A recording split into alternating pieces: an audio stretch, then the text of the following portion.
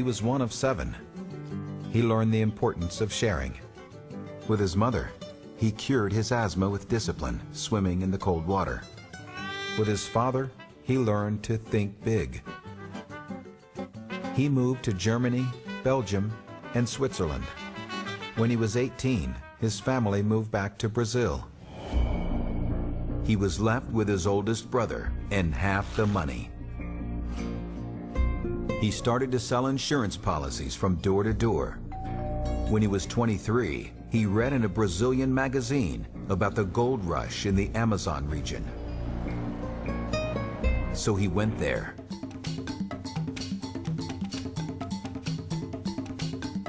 Two jewelers have lent him $500,000 to buy gold there. After 15 months, he traded $60 million and made a $6 million profit. $6 million, 23 years old. He should have gone to the beach, right? Wrong. Instead, he decided to build a crazy machine in the middle of the Amazon. His instinct helped him to find a rich mine among more than 100 mines. To produce gold in the middle of the jungle, you almost need a military operation to supply food, water, energy, fuel. You need to put into practice a holistic view. So he put 11 gold, silver, and iron ore mines into production from scratch. From 1980 until 2000, he went worldwide. $20 billion of wealth created for investors and $1 billion left for him. He learned very important lessons. Identify megatrends, to find unique natural resource assets, to integrate projects, arbitrage inefficiencies, be self-sufficient. What we have always done, and are still doing, is large-scale, long-lasting, efficient, state-of-the-art, transformational, responsible. Since 2000, he decided to focus on Brazil, to build a new Brazil, because he loves his country and his people. Please welcome Ike Batista.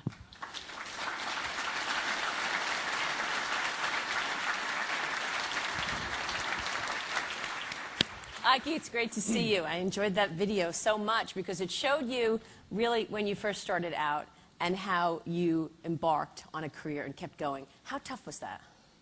Well, it was tough. First of all, thank you for having me. Very nice, pleasure. Well, I guess education forges you. And, you know, traveling around with my parents to Europe and then coming back, or my parents coming back and me living in Europe with half of the money, it's stress and stress, which I think is important for the younger generation. We pamper our kids too much. So I think for me it was the initial phase, which, you know, I had this incredible will to be financially independent. I mean, I wanted to be financially independent, and looking for opportunities. The gold opportunity was when it arose, I did what I did, and today, you know, mining, logistics, in a country, Brazil, that is allowing me, would allow you also. Thanks that most people are only coming now. They allowed me 10 years in advance. Would allow you to build nation building. Brazil is a country the size of a continent, and we have resources that you Americans had at the turn of the century. So we lived through incredible crises. In '84, we had our democracy back. You know, we had 20 years of military regime. And between 1984 and 97, Brazil went through 10 crises. You know, we were sometimes in Switzerland, sometimes in Bangladesh. And in 97, Brazil did the bank reform, what you in America did in 2008. And Europe has to do it now. So when people speak about Brazil being the country of the future, amigos, we are the country of the future since '97. Mm-hmm. And then we were extremely fortunate to have a president, Fernando Henrique, you know, who was there for 8 years and created the zero inflation program that worked out extremely well. so that he created the base, you know, for our President Lula, who then also stayed in power for 8 years, a man that did surprise not only us Brazilians, but probably all of you, because he embraced all Brazilians. Yeah. I want to ask you all about that, and certainly about what the trends of the world are today. But I think one thing that was very important in that video that we just saw is that you were able to spot the trend that wasn't a trend yet in terms of gold and what was needed in terms of demand. Today, commodities are in demand huge because of the growth of the emerging markets, because of China. And so how was it that you spotted that trend as a mega trend? We're all today trying to figure out what are the mega trends of tomorrow. How did you know that would be so important? Well, some visits to China, you know, understanding what happened in the last 20 years, seeing Chinese coming into the consumer world. And, you know, then analyzing the world resources, I have a very good picture of the world resources. Brazil is one of the countries that can match the Chinese demand, you know. You have a big dragon on the other side of the world eating everything you can imagine. Food, iron ore, so it's a good timing. But the science really of identifying these rare assets, these I would call them state company resources. This is really what we managed to have. I learned it in my first days with the crazy machine, you know. I only survived that operation because the mine was totally idiot-proof. It was so rich, you know, it afforded all my mistakes. I obviously underestimated diseases, logistical issues, technical problems. I mean, if you build something in the middle of nowhere, you have to get your own water, your own food supply, your health issues, mechanical problems. If you don't have a drop of oil, your machines won't work. So it's perfect background logistics for these things to happen. You know, this thing looks like the moon landing machine, doesn't it? So, but it was in the middle of the jungle, so very complicated. The other big challenge that I had in Chile, let me show you the Chile operation, is at 4,000 meter altitude. You know, I had to bring water from 200 kilometers, power from 150 kilometers. The thing was involved in 150 legal lawsuits. And I really learned to tackle all this and manage it. And that's from where I created my 360-degree way of doing business, which includes the social and environmental part big time. Mm-hmm. I want to ask you about that because I know you have a very comprehensive way of approaching your business, and that is this 360 vision. Talk to us about why all of these pieces are so important. You know, I believe that if I fail in one of them, my project, I won't go into the zone, you know, which I call in the zone you get when you're able to really perform on all these different disciplines in a perfect way. You know, it's a holistic vision of everything. These projects are multi-billion-dollar projects. As I said, Brazil has me to play Monopoly. So if you want to play Monopoly in the big way, in the right way, with rich assets, you know, you have to really be very diligent. And one of the components of that is people and teams and keeping in touch with your people. Let's talk a little about how you do that. You tweet. How is your social media presence? Talk to us about what you're trying to accomplish when you're tweeting. You're tweeting to your employees, to just all of your followers. What are you trying to achieve when you're tweeting in terms of reaching your people in this 360 vision? Well, we share and care. Sharing, I think I use a different model. Although I'm a public company with one class of shares, management gets owner stock, which I think is very different than any other structure I know in the world. They get it over a 10-year period. But what's most important, you know, you don't create wealth over a quarter. I mean, I see it this way in America. You want to make money in a quarter. The fast project is 3 years. Take 5.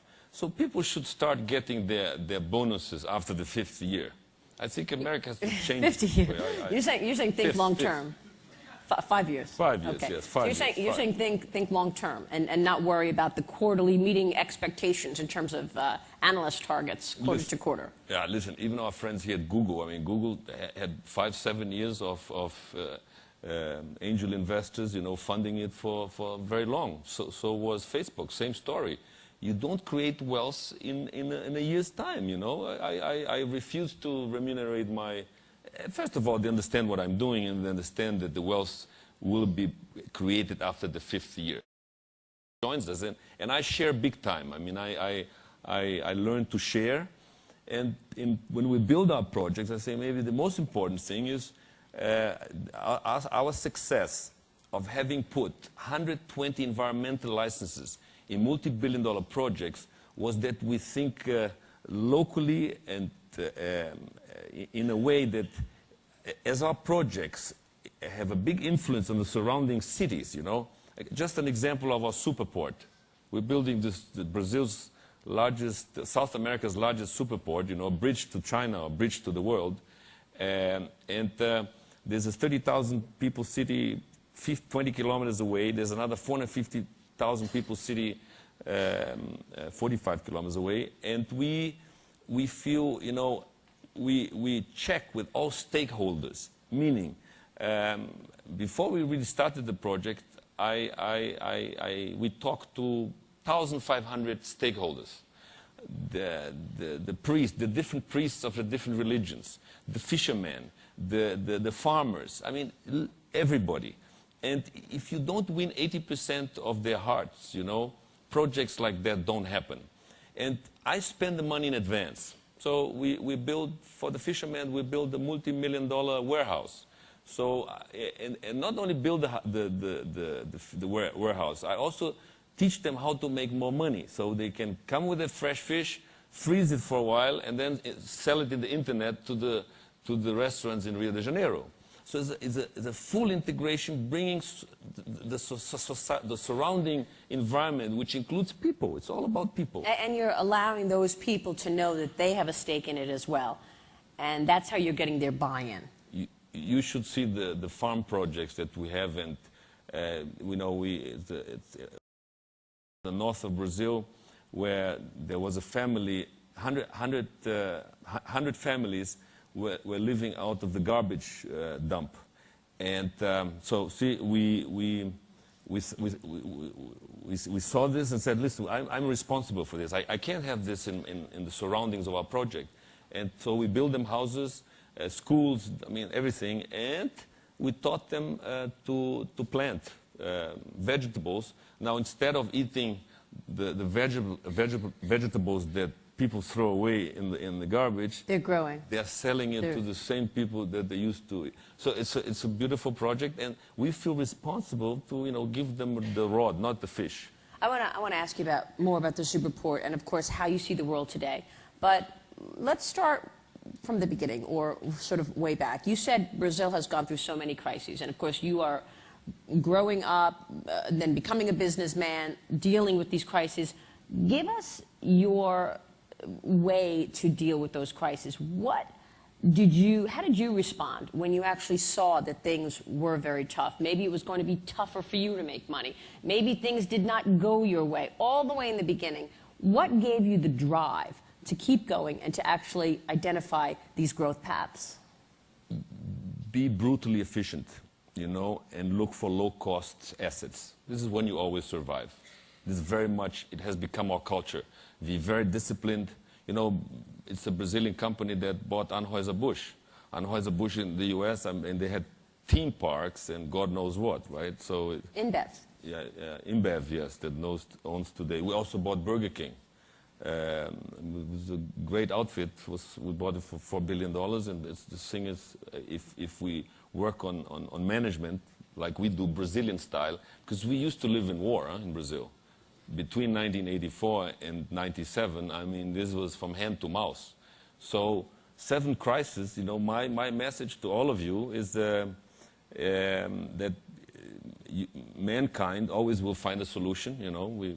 This is what I lived in Brazil so many times, a big country, maybe not so big in your vision, but when you live through so many crises, you get vaccinated. I mean, just another one. So it was the tough times.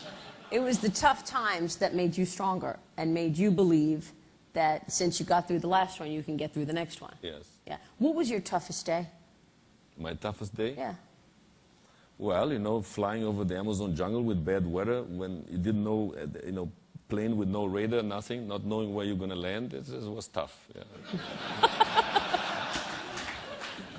How about in business? When you look back, what were some of the tough times that you needed that strong will, that you needed some optimism to get through it? And how did you do it? Raising money for South America. I mean, for two decades, we were thrown into the garbage, literally. And that's why, if you see the chart, I mean, I made my investors $20 billion and was left only with one, which is not so bad. But I had to, you know, the interest rates charged, you know, projects that needed, you know, $300–400 million 20 years ago for South America was a major undertaking. So every time, you know, having to go to the banks and explain that my assets were worth more than the debt of my governments is not an easy task. How do you see the world today, Ike? You know, everyone's talking about China, sort of the growth that we're seeing there, 1.5 billion people, and that's really where the demand is coming from, China as well as Southeast Asia. Do you think that is still as strong a story as it was just a few years ago? Because, of course, everyone today is talking about a global economic slowdown. What's happening? I have Chinese partners, steel, third largest steel mill in the world, Wuhan Steel. They're building in Brazil because I have a deal with them that for every 3 tons of iron ore, you guys produce a ton of steel in my country. Okay? I have to take care of value adding to my country. Rather than China just coming, paying for the product and then bringing it back to China. No. Yeah, you add value here in Brazil, okay? Here not, but in Brazil. This is a very important point. You know, I've seen the Chinese meticulously bring 400 million Chinese into the consumer world. In it's much more difficult times. I mean, if you look 20 years back, this is what they've done in the last 20 years. I have no doubt that the Chinese today, that 48% of their population is now urban. And they have a plan to bring this number up to 64%, which will be another 400 million Chinese. They will execute on it. That's why they've executed it for the last 20 years. Trust me, the next 15 years, or 225, is tomorrow, and it won't stop. And Brazil is a perfect fit to all this. So the wealth creation in the southern hemisphere, you know, it includes Brazil, all our neighboring countries, Africa, that most people forget, you know, some countries in Africa grow 10%. And then Asia, of course, with the biggest number, China, Indonesia, which is a large country. This part of the world is creating 20 million jobs a year. I repeat the number, 20 million jobs. So you've seen no slowdown to that, even though the government there has said things are, you know, they're worried about things getting overheated. You haven't seen an impact of slowdown. The slowdown will happen in areas. I mean, the Chinese export lots of products to Walmart, right? Well, eventually Europe has to fasten its belt, like Brazil had to do, as I said, between 84 and 97. We lived through 13 years of tightening our belt. That's c'est la vie. That's what you have to go through. Europe may grow, I don't know, 0.5%. This is probably, but won't collapse, assuming they do the financial, the bank reform. Now, America, slightly higher growth, but also highly indebted. Now, these emerging countries, and iron ore, which is something that Brazil produces, food, which Brazil is extremely competitive. You know, you survive always when you're a low-cost producer and you are more efficient than anybody else. And Brazil only exports, like you Americans, 11% of our GDP. So the Brazilian story is a 200 million people hungry consumer story, okay? Very low indebtedness. Only 5% of Brazil's GDP are mortgages, into mortgages. So imagine Brazil being what you were probably in 1990, when America had this gigantic potential pent-up demand, which we have in Brazil. So the growth in Brazil is driven from internal consumption.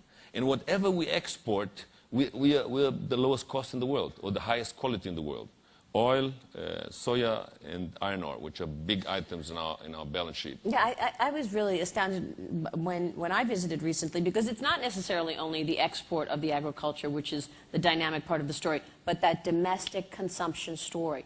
What do you worry about to slow that down? I mean, are you worried that the issues of inflation, the issues of moving too fast in terms of growth, will hurt the story? We need lots of Americans, Europeans, talented people to come to Brazil to help us grow, because we're running full employment. Rio de Janeiro state is 3% unemployment. We need qualified people to deploy these multi-billion-dollar oil assets. There is a Brazil that is happening offshore, which is invisible and underwater and under the seabed. That is $1 trillion story. And, you know, if two companies, Petrobras and ourselves, we're going to add 4 million barrels a day by 2020. So the numbers are brutal, and we need talent. I mean, so Brazil will become an oil exporter. Oh, massive oil exporter. Mm-hmm. So you know, Brazil is the most Western countries among the BRICS. We exactly like you in the U.S. We're a melting pot of nations. I don't look exactly Brazilian, do I? You know, I'm half German, you know. Most of the people you meet in Rio, we have Spanish, Portuguese, Italian, Irish, Ukrainian, you know, very much. Is it hard to find talent to fill those jobs that you're talking about? Yes. Yeah. And this is a problem for inflation. So where's our problem? People, you know, otherwise salaries are going up, so you have demand inflation for jobs. And the execution on projects, you know, your capex may be higher because there's no products. Mm-hmm. What is the most exciting industry in your view right now? In Brazil? No, everywhere. Let's say you were just thinking about taking on a job, thinking about where you would want to go. I mean, mining infrastructure has worked so beautifully for you, and I know that that is an area that you think will continue to grow. What else do you find exciting and vibrant in terms of industry today? Well, the problem is, you know, I'm a mine-sniffing Labrador. I find these mines, you know, and 80% margins. I don't think there's another business. Yeah. I'm sorry. Enough said. Yeah. So the mining of iron ore, what's your time frame in terms of getting that product out of the ground, out of the sea? For example, let's talk about the big find of oil and gas. Yes. Well, we're going to start oil production now at the end of November, 2 years after our first well. And we're going to deploy 20 of these big Brazilian designed, engineered FPSOs. These are floating production ships, you know, that is actually a Petrobras concept. You know, each of them makes $2 billion EBITDA per year, so work it out. It's a big undertaking. Tell us about your average day. What do you do? Well, I care for my country. You know, we lost probably 1.5 generation of Brazilians through the crisis that we had to live through. You know, as I said, between '84 and '97, the year 2000. President Lula was incredible in spending money in social areas. That's what I said. He embraced all Brazilians. And I care, you know, we're going to start generating massive cash flow as of 2014. And I intend to build, you know, hospitals, infrastructure, universities, whatever. But what do you do on an average day? How does your day start? Well, I run lots of companies, 50 directors, exercise, work out, stay fit. I'm extremely well informed. I follow mega trends, you know, around the world, because during my gold days of building my gold mines around the world, I was global before globalization. This was in the 80s. Mm-hmm. Because I had to go, and mines are where they are. So I went to Russia, and the mafia and the local bears in the Kamchatka Peninsula kicked me out of there. I went to Greece, and, you know, the Greeks, I knew it before. After spending $330 million, the Greeks kicked me out, you know. So... Why did everybody kick you out?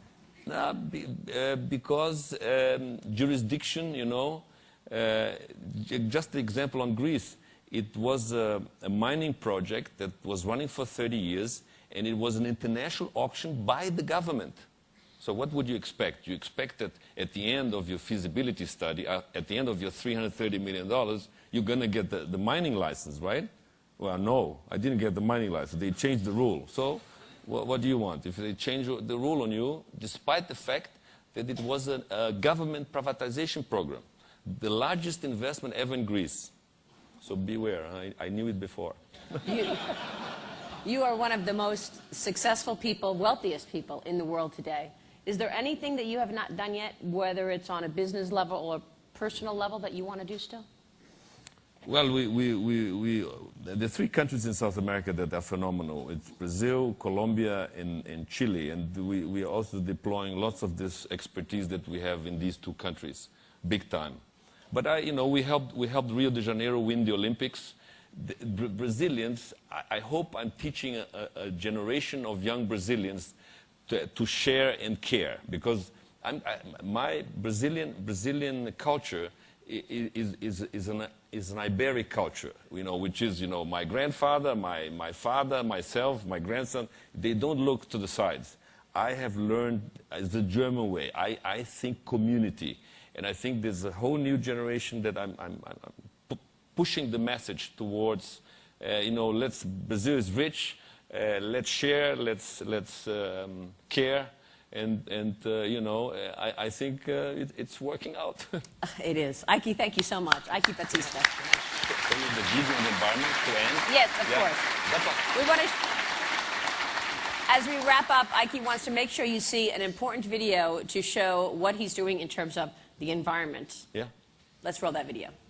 Andrea, can you hear me?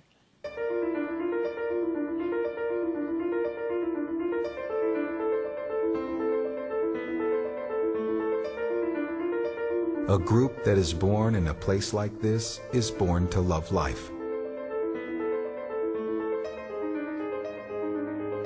We are friends of nature. We respect small communities. We know what makes us humans. But we go beyond. We stimulate education. We promote dignity. Each day, mankind demands more. The iron that holds a bridge. Bridges connect families. The oil that moves machines. Machines will carry loved ones. The energy that lights an entire city. Energy will lead us to better places. Assets that are not given, that are necessary to human development. But our job is to deliver this wealth, to be responsible, to be sustainable, to lower impacts, discover new and modern ways to obtain these assets. Our mission is to do more because we care more. We are EBX Group.